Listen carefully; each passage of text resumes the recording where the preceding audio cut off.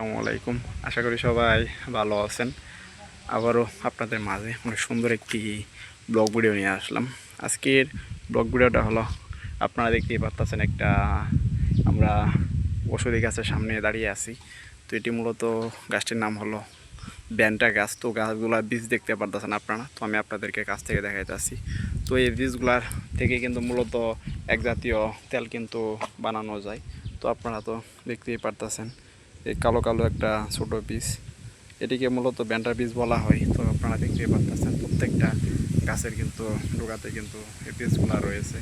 তো এই বীজগুলা থেকে কিন্তু তেল তৈরি করা হয়। এইগুলা তেল কিন্তু অনেক ওষুধ হিসেবে কিন্তু কাজে লাগে, তারপর আপনারা সবাই জানেনই। তো এটা দেখতে পারতেছেন আপনারা যে এটা কিন্তু কাঁচা, পাকে নাই, তবে গাছটা কিন্তু দেখতে অনেক সুন্দর। গাছটার নিচের দিকে অংশটা আপনারা তো দেখতেই পারতেছেন, তো পাতাগুলো আপনারা দেখতে পারতেছেন।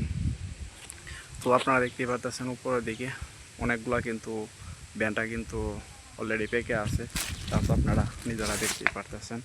এই পাশেও কিন্তু গাছ থেকে কিন্তু আপনারা দেখতে পারতেছেন এই যে সব পেকে আছে।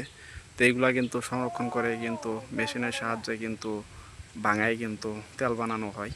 তো এই তেলগুলা কিন্তু মূলত অনেক ক্ষত জায়গায় কিন্তু কাজে লাগে, যেমন কেটে গেলে, চুলে গেলে সে জায়গা দিলে কিন্তু অতি তাড়াতাড়ি শুকিয়ে যায়, তা তো আপনারা সবাই জানেনই। তো আপনারা দেখতেই পারতেছেন এই সেই কালো কালো বীজগুলা।